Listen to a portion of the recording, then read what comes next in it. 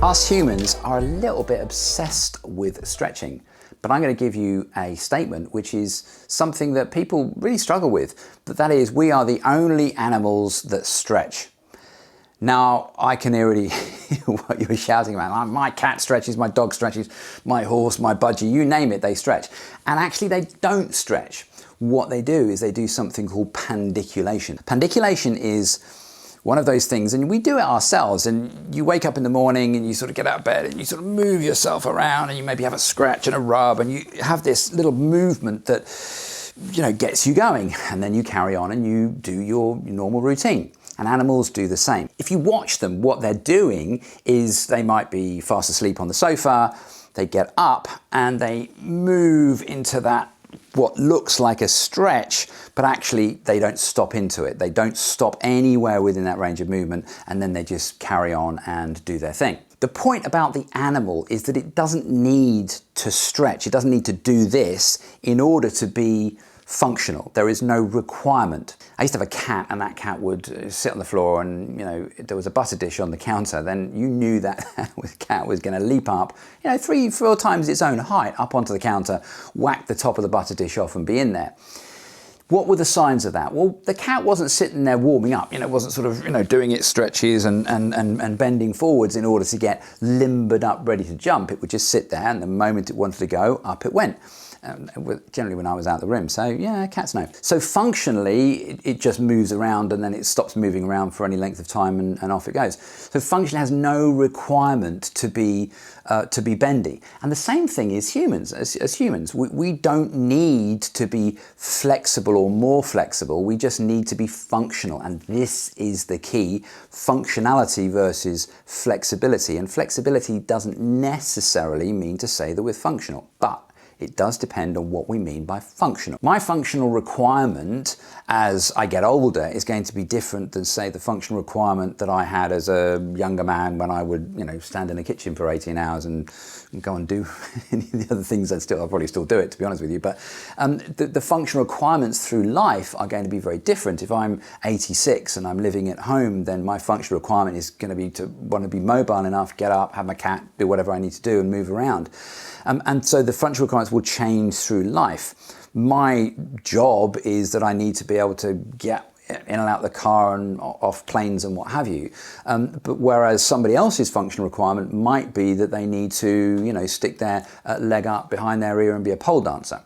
Now, if I needed to change that functional requirement, I could train for that, but it would be function specific. I could train to become a pole dancer. Who am I kidding? But I could train myself into a high level of flexibility by repeating those functional movements on a daily basis, on a regular basis, and really increasing that load. Now, we don't know why flexibility happens. So the function of our extended range is that, when I get to at the end of my range and I feel that stretch, my body sends a signal, and the signal is a signal that says, stop going into that extended range, because if you go any further, you're going to break something or damage something. So it's a warning signal to say stop doing it. Now, we know that humans are very adaptable. We are able to adapt to our environments. We're able to adapt to our foodstuffs that are around.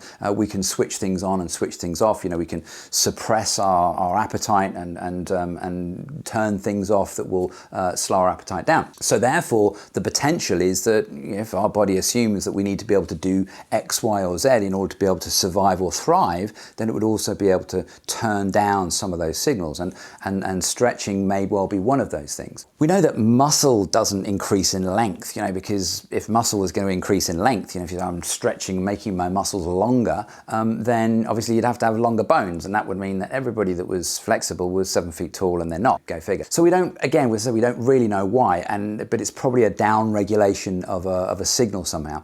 Does fascia stretch? It's tricky to say. Does it give us more? Again, no. Collagen is a spiral-bound structure, so it could be that it unwinds or stretches like a spring, and of course there's going to be a point at which it's not going to stretch back, so that's another consideration. But again, we're not fully aware of what those behaviours are. Stretching prior to performance, say, a squash match or a rugby match, actually doesn't help us. So there's no benefit to stretching prior to going out and doing something which is going to give us a ballistic movement. If you if you think about it, there's a logic to this. There's nowhere within a game of squash or a game of rugby where I'm going to hold something for any length of time. I'm not going to go into a static stretch. And that's really what we're talking about, by the way. I want to make that very, very clear that we're talking about static held stretches, not other types which I'll talk about in a minute.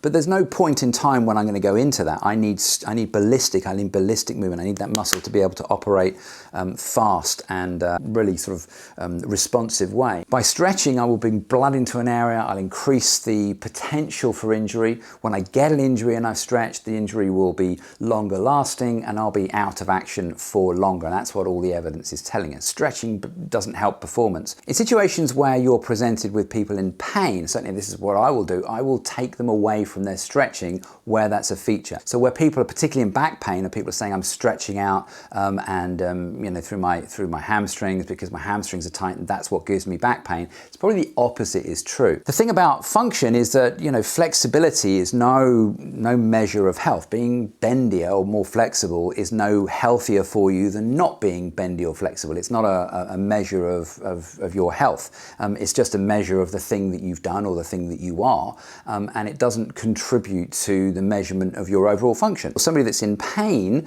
may well be destabilizing themselves. People that are very flexible, very bendy, you'll quite often find that they're not that stable. So we have a trade-off. We have, stability at one end, flexibility at the other end, and you could call that sort of strength and mobility. And so once you load one thing, once you start to take away the degree of strength or load that somebody might have, then you become a bit more unstable. And at the other end, the more stable you are, and the more loaded you are, and the more muscular you are, you might be a bit less mobile or flexible. So it's always this trade-off, it's always this balance, and in the middle is function. As I said, that's going to change as we get older. Stretching is going to be function specific, and if I go and I do this, then what's it going to make me better at doing? It's going to make me better at doing this. It's not going to help me, throw a javelin or play the trombone. Maybe it would. Function specific. There's nothing about that is going to extend into anything else that's functional. What I have to do is I have to train for that function.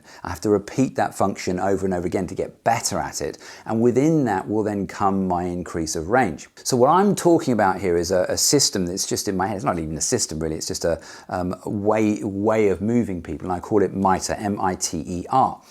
And MITER stands for movement in and through extended range. Movement in and through extended range.